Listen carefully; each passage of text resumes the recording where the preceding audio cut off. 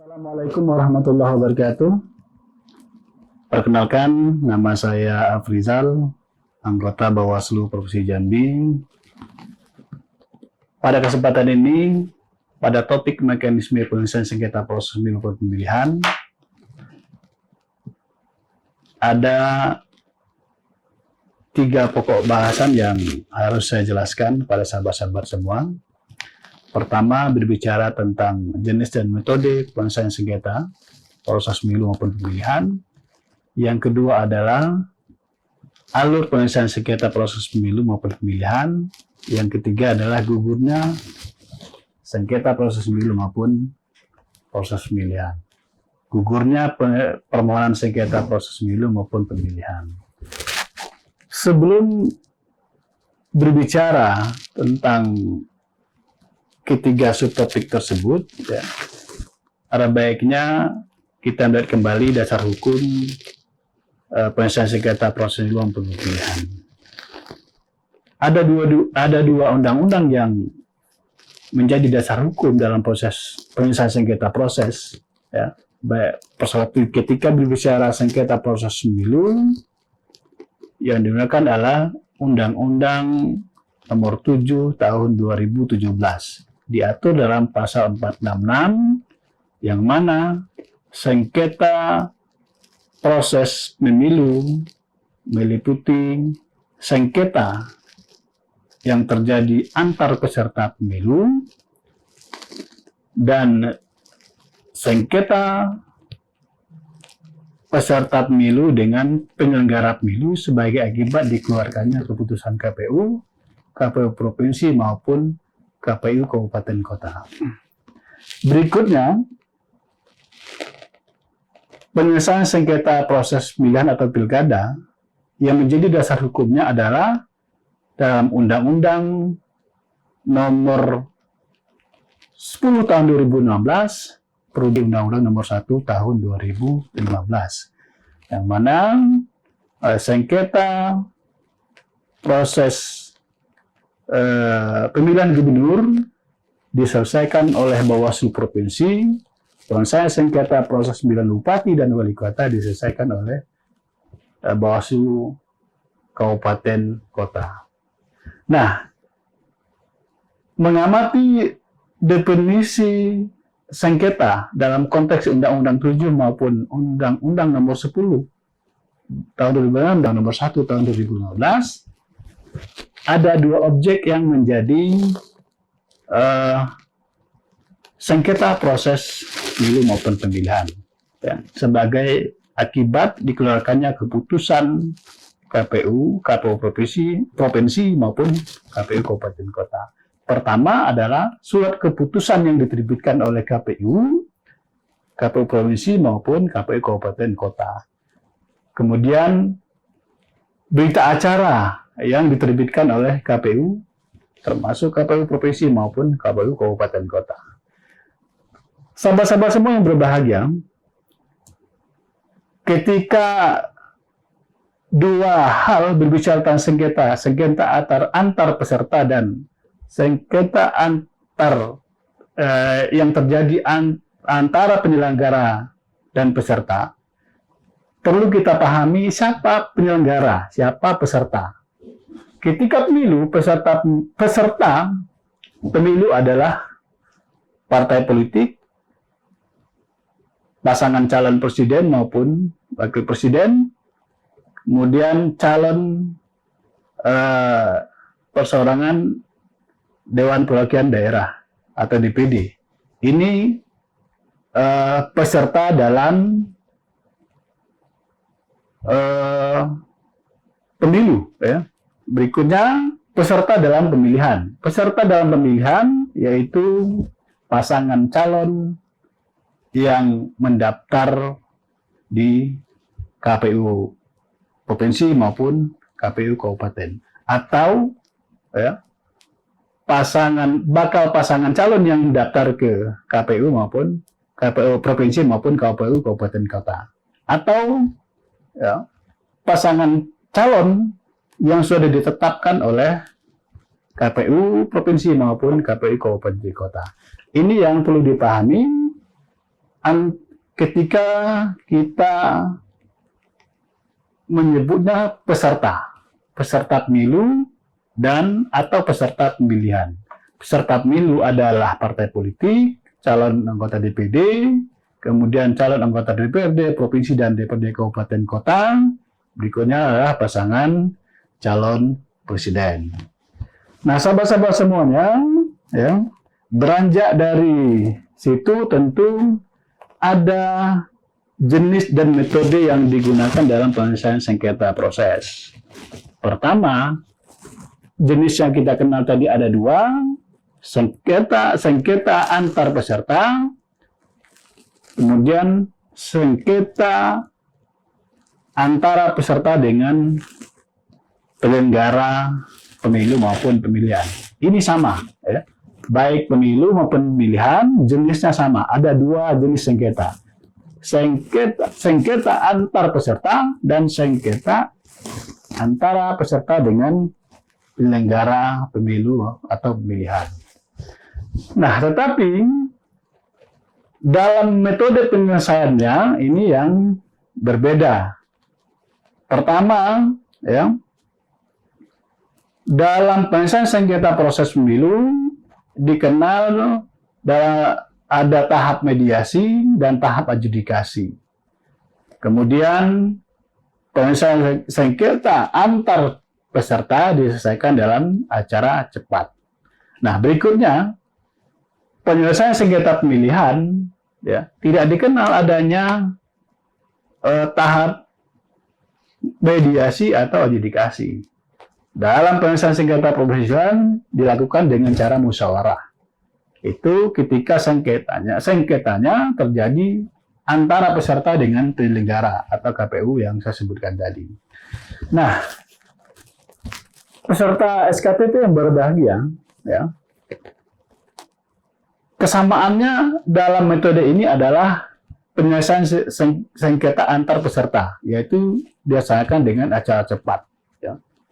Ini diselesaikan dalam 1 hari, ya, diputuskan dalam hari itu juga. Ini metodenya cepat, murah, dan sederhana. Nah, berikutnya, ya, kita akan bicara tentang alur. Tetapi sebelum terlalu jauh bicara tentang alur penyelesaian sengketa, perlu kami jelaskan ada tahap-tahap penyelesaian sengketa proses pemilu itu. Pertama ada 5 tahap yang dilakukan, ya, mulai proses penerimaan, yang kedua registrasi permohonan, yang ketiga adalah pemanggilan dan penjadwalan. Penjadwalan ini nanti baik tahap musyawarah atau tahap mediasi atau tahap adjudikasi. Yang keempat adalah proses mediasi atau musyawarah atau adjudikasi, ya. Ketika tadi saya sampaikan ketika pemilu adalah mediasi dan adjudikasi, ketika pemilihan itu dilakukan proses musyawarah. Yang terakhir adalah putusan. Nah, kelima tahap ini yang harus dilalui dalam proses penyelesaian sengketa proses pemilu maupun pemilihan. Penerimaan permohonan, registrasi permohonan, pemanggilan dan penjadwalan, pelaksanaan musyawarah atau mediasi atau adjudikasi, yang kelima adalah putusan. Nah, sahabat-sahabat yang berbahagia, tentu dalam menjalankan tugas kewenangan penyelesaian sengketa proses pemilu ini, output yang dihasilkan atas penyelesaian sengketa proses pemilu ini, ya, merupakan sebuah putusan. Putusannya ini, ya, final dan mengikat atau mengikat. Nah, inilah perlu dipahami, ya, konteksnya beda antara pemilu dan pemilihan. Penyelesaian sengketa, putusan penyelesaian sengketa proses pemilihan, ya, ketika berbicara antar peserta, sengketa antar peserta putusannya final dan mengikat. Artinya, ya, langsung memiliki kekuatan hukum tetap. Tetapi ketika sengketa itu sengketa antar peserta dan penyelenggara, putusan bersifat mengikat. Ya. Artinya dapat dilakukan upaya hukum melalui gugatan ke Pengadilan Tinggi Tata Usaha Negara.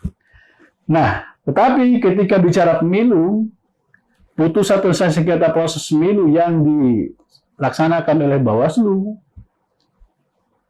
sifatnya adalah final dan mengikat. Artinya, putusan yang diputuskan oleh Bawaslu provinsi, Bawaslu RI, Bawaslu provinsi maupun Bawaslu kabupaten kota, ya, putusan itu langsung dapat dilaksanakan atau memiliki kekuatan hukum tetap. Dan KPU wajib menindaklanjuti putusan yang sudah diputuskan oleh Bawaslu provinsi maupun Bawaslu kabupaten kota sesuai dengan tingkatannya. Nah, ini yang perlu pahami. Tetapi kecuali dalam 3 hal. Pertama, dalam verifikasi partai politik. Yang kedua, penetapan daftar calon anggota DPR, DPD, DPRD provinsi, dan DPRD kabupaten, atau yang kita kenal adalah DCT. Ya. Yang ketiga adalah penetapan pasangan calon presiden dan wakil presiden.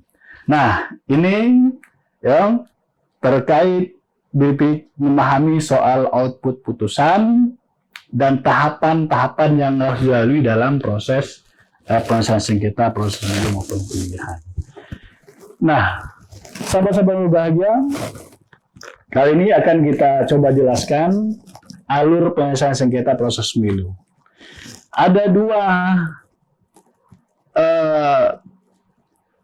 alur yang dapat dilalui dalam proses penyelesaian sengketa, permohonan penyelesaian sengketa proses pemilu.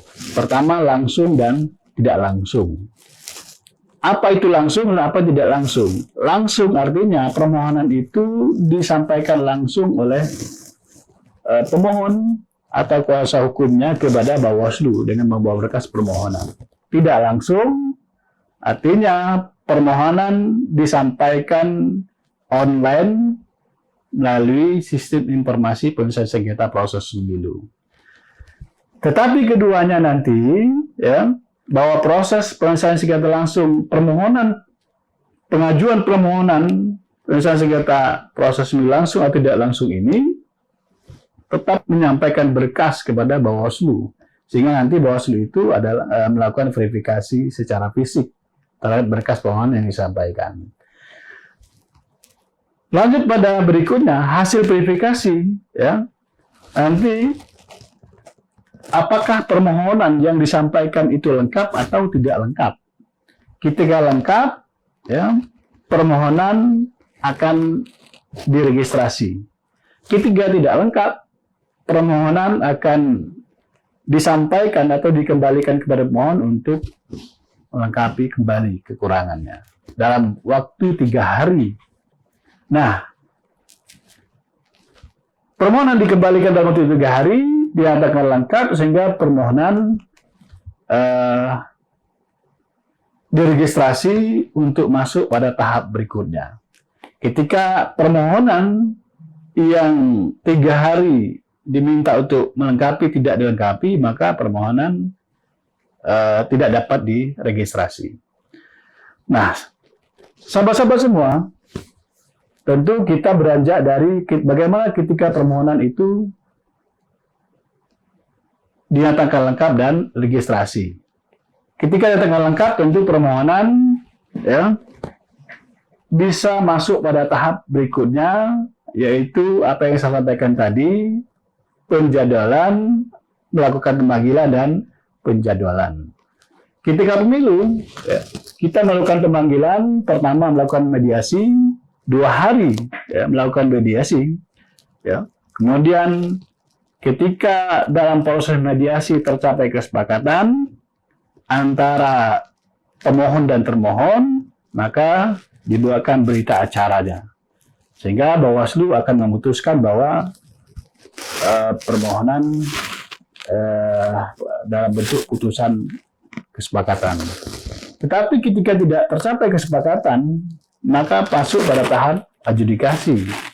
Nah, proses adjudikasi inilah, ya, yang melalui tahap proses Pertama, proses pembacaan permohonan, kemudian jawaban termohon, kemudian pembuktian.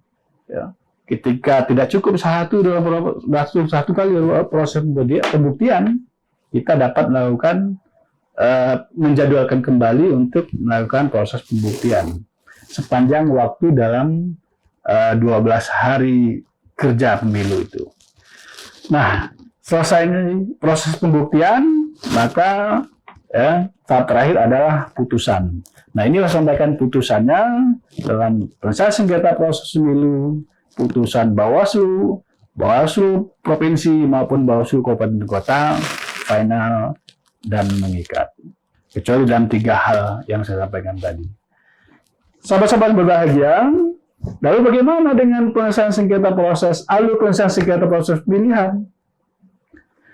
Prosesnya secara keseluruhan ada kesamaan, ya, yaitu penyampaian permohonan, kemudian diverifikasi, kemudian permohonan lengkap diregistrasi, tidak lengkap dikembalikan, kemudian yang lengkap dilakukan penjadwalan untuk melakukan proses musyawarah yang sama seperti tadi. Artinya prosesnya itu sama, ya. Ketika di tahap awal digunakan 2 metode. Permohonan diajukan secara langsung, permohonan disampaikan tidak langsung. Tidak langsung disampaikan secara online melalui sistem informasi penyelesaian sengketa proses pemilu atau sistem ISIPS ini. Nanti dalam sistem ISIPS yang diterima oleh operator, ada notifikasi, ada pemberitahuan bahwa permohonan itu sudah disampaikan kepada Bawaslu. Hari berikutnya, paling lambat 1 kali 24 jam, berkas permohonan itu, pemohon wajib menyampaikan berkas itu kepada Bawaslu, ya, Bawaslu provinsi maupun Bawaslu kabupaten kota yang dilakukan pilkada. Nah, ini alurnya, ya, alur awalnya sama dengan proses pemilu maupun pemilihan.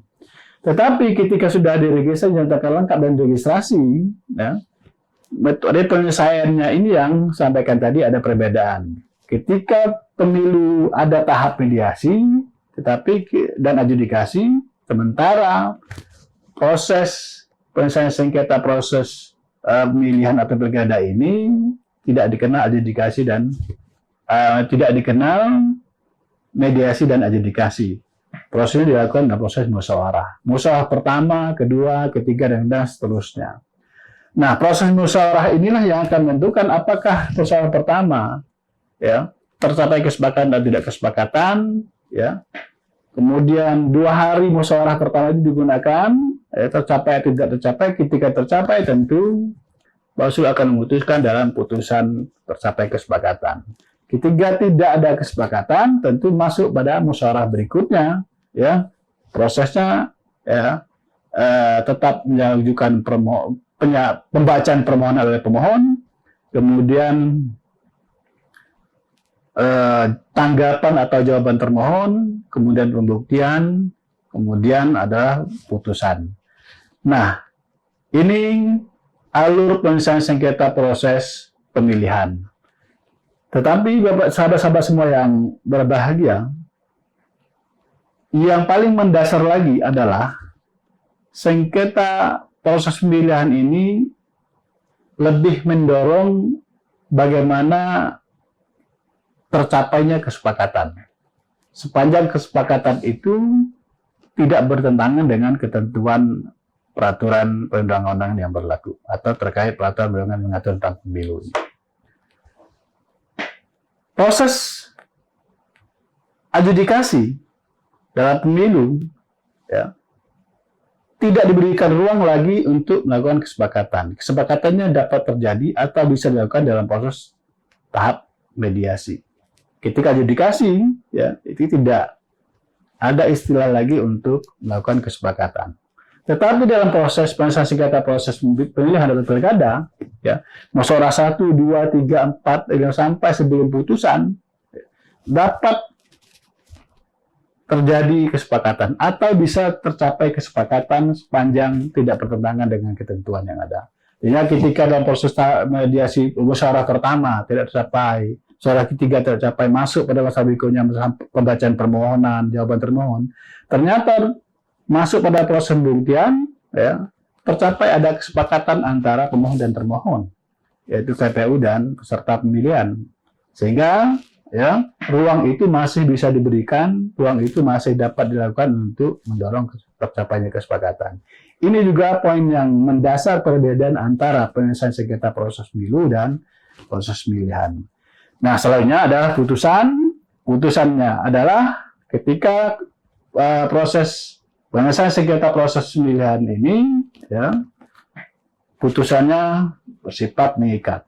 Artinya masih dapat dilakukan upaya hukum ke gugatan ke Pengadilan Tata Usaha Negara. Sahabat-sahabat yang berbahagia, selanjutnya